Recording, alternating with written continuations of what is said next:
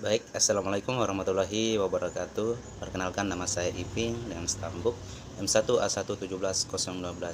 Baik, di sini saya akan menjelaskan tentang silvikultur hasil hutan bukan kayu, uh, yaitu saya akan jelaskan tentang pohon sukun yang biasa dikelola oleh masyarakat atau dengan nama latin Artocarpus altidis. Oke, pohon sukun ini banyak memiliki atau jenis serbaguna, nilai ekonomis yang sangat tinggi karena menghasilkan buah dengan kandungan gizi yang tinggi yang bisa dikonsumsi oleh masyarakat. Jenis pohon ini merupakan penghasil bahan pangan lokal dari masyarakat Indonesia, terutama di Maluku ataupun di Sulawesi. Oke, untuk ekologi dari pohon sukun ini, sebarannya itu bisa berada di Sumatera, Jawa, Sulawesi, Maluku, dan Papua. Elevasinya 0 sampai 700 mdpl daerah tumbuh. Jenis tumbuhan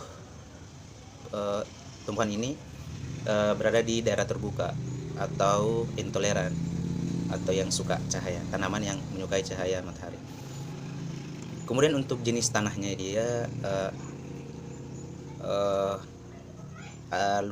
aluvial gembur atau pH-nya 5 sampai 7.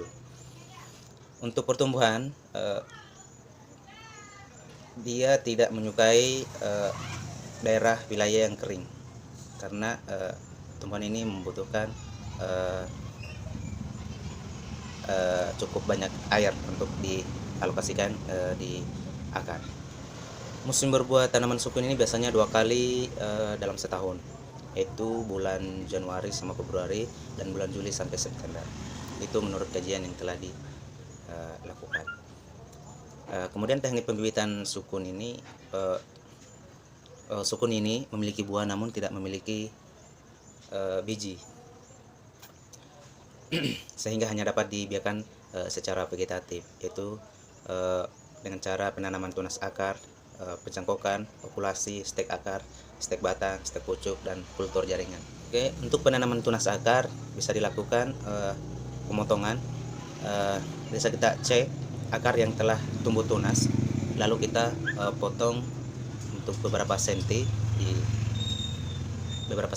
di bagian pangkal akarnya, kemudian bisa dipindahkan di polybag ataupun di tempat lain yang bisa untuk penanaman. Pencangkokan dapat dilakukan pada cabang tanaman yang sudah dewasa atau batang tunas alami. Pencangkokan tunas pada bibit stek akar di persemaian ini biasanya dilakukan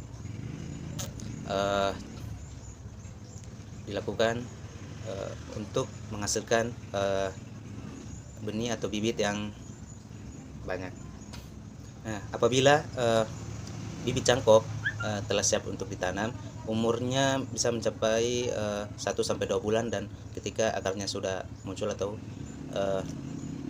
siap ditanam di lapangan. Kemudian stek akar, teknik stek akar ini paling banyak digunakan oleh masyarakat setempat ataupun petani.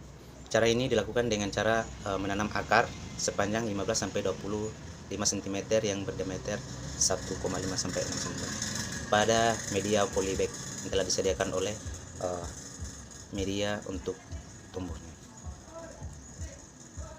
Stek batang tidak jauh juga dari stek akar, yaitu dengan cara mengambil batang yang dewasa atau yang bisa tumbuh, tidak terlalu muda. Kemudian yang batang ini bisa diambil dari batang anakan yang berkayu dengan panjang 15 cm.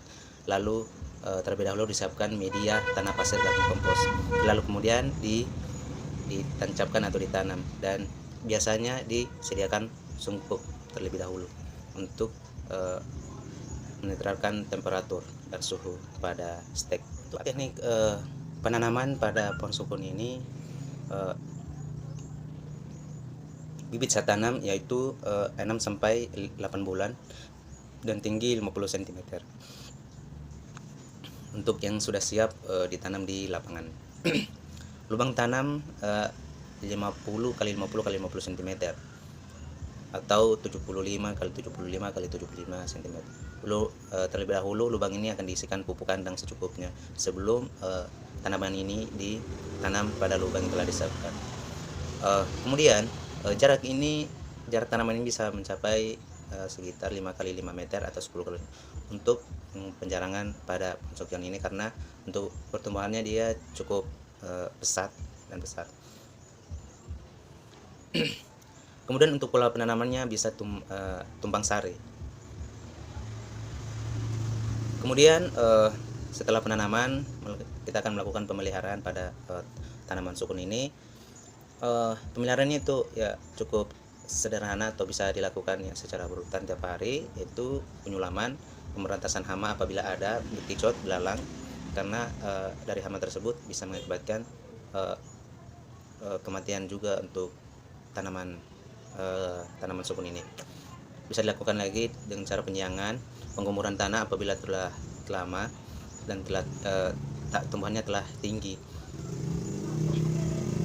Kemudian setelah penggumuran tanah bisa dilakukan pemupukan apabila pemupukan telah siap untuk digunakan pada tanaman atau di pinggir-pinggir lubang tanaman sukun ini. Baik, itulah hasil penjelasan dari saya. Apabila ada yang kurang dimaafkan. Saya akhiri, wabillahi taufiq wal hidayah. Wassalamualaikum warahmatullahi wabarakatuh. Terima kasih.